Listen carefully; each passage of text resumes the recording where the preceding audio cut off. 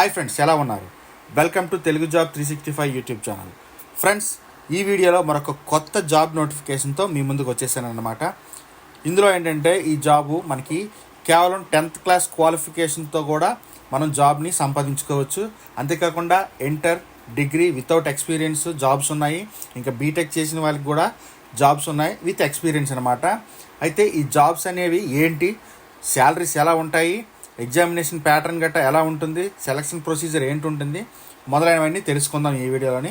Skip చేయకుండా end వరకు చూడండి. ఒకవేళ ఈ వీడియో మీకు ఉపయోగపడదు అనుకుంటే మీ ఫ్రెండ్స్ అండ్ ఫ్యామిలీలో ఎవరైనా సరే జాబ్ కోసం ట్రై చేస్తున్న వాళ్ళకి ఈ వీడియోని తప్పకుండా షేర్ చేయండి. ఓకేనా? ఇప్పుడు టాపిక్లోకి వెళ్ళిపోదాం.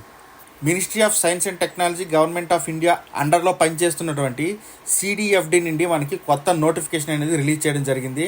సిడిఎఫ్డి అంటే మనకి centre for DNA finger printing and diagnostics అనమాట.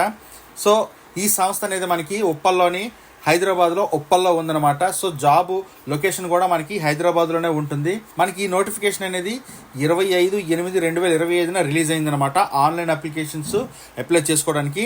ఆ తర్వాత మనకి last date of online application అనేది 30/9 వరకు ఇచ్చారనమాట. అంటే నెక్స్ట్ మంత్ 30వ తారీఖు వరకు అప్లికేషన్ ప్రొసీజర్లో ఆన్లైన్తో పాటు ఆఫ్లైన్ కూడా ఇచ్చారు. అంటే మీ యొక్క అప్లికేషన్ హార్డ్ కాపీ అనేది మరలా పంపించాలి. ఇది 10వ నెలలో 10వ తారీఖు వరకు ఎండ్ డేట్ ఇచ్చారనమాట. సో ఈ లోపే కూడా మనం పంపించేసుకోవచ్చు. సో ఈ జాబ్లో మనకి ఉమెన్ క్యాండిడేట్స్ స్పెషల్గా అప్లై చేసుకోవడానికి ఎంకరేజ్ కూడా చేస్తున్నారు.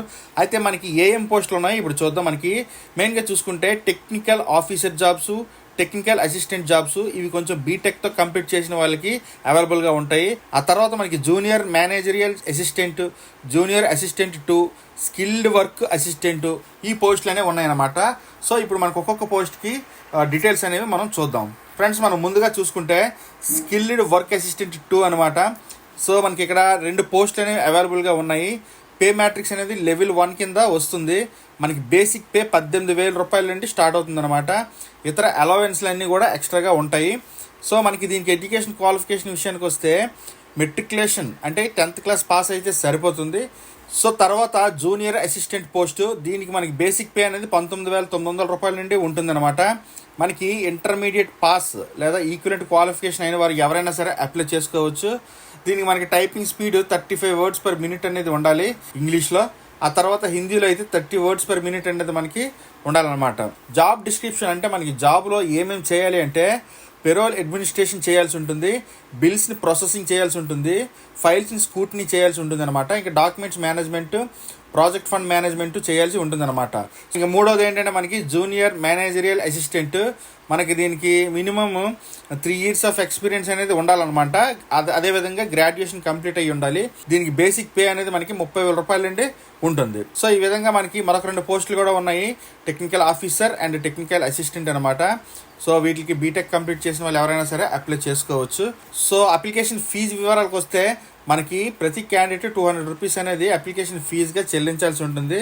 తర్వాత ఉమెన్ క్యాండిడేట్స్కి, తర్వాత SC/ST అభ్యర్థులకి ఈ ఫీజు అనేది మినహాయించారనమాట. సో ఇప్పుడు రిజిస్ట్రేషన్ ప్రాసెస్ విషయానికి వచ్చినట్లయితే మనకి ఆన్లైన్లో న్యూ రిజిస్ట్రేషన్ అనేది చేసుకోవాల్సి ఉంటుందన్నమాట. సో దానికోసం ఏంటి అంటే మనకి ఈ అఫీషియల్ వెబ్సైట్ అనేది లింక్ కింద డిస్క్రిప్షన్లో ఇచ్చాను. మీరు లింక్ క్లిక్ చేసి డైరెక్ట్గా వెబ్సైట్లోకి లాగిన్ అయిపోవచ్చు. ఇక్కడ చూడండి, కెరీర్లోని రిక్రూట్మెంట్ అనేది ఉంది కదా, దానిపై క్లిక్ చేస్తే మనకి కెరీర్స్ అనేవి ఓపెన్ అవుతాయి. సో ఇందులో అడ్వర్టైజ్మెంట్ ఉంది కదా, రిక్రూట్మెంట్ ఆఫ్ పర్మనెంట్ పొజిషన్స్ అని. సో ఈ నోటిఫికేషన్ పైన మనం క్లిక్ చేయాలన్నమాట. అప్లై ఆన్లైన్ అనేది క్లిక్ చేసుకోవాల్సి ఉంటుందన్నమాట. సో ఇలా క్లిక్ చేసుకున్న తర్వాత మనకి ఏంటంటే న్యూ రిజిస్ట్రేషన్ పైన క్లిక్ చేసి మన మొబైల్ నెంబర్, మెయిల్ ఐడి తోటి రిజిస్టర్ అవ్వాలి. ఆ తర్వాత మనకి అప్లికేషన్ ఫామ్ అనేది ఓపెన్ అవుతుంది. ఆ ఫామ్లోని మన యొక్క కంప్లీట్ బయోడేటా, క్వాలిఫికేషన్ సర్టిఫికేట్స్ అన్నీ స్కాన్ చేసి అప్లోడ్ చేసి ప్రాసెస్ అనేది కంప్లీట్ చేయాలి. సో అలా కంప్లీట్ చేసిన తర్వాత మనకు ఒక అప్లికేషన్ ఫామ్ అనేది డౌన్లోడ్ అవుతుందన్నమాట.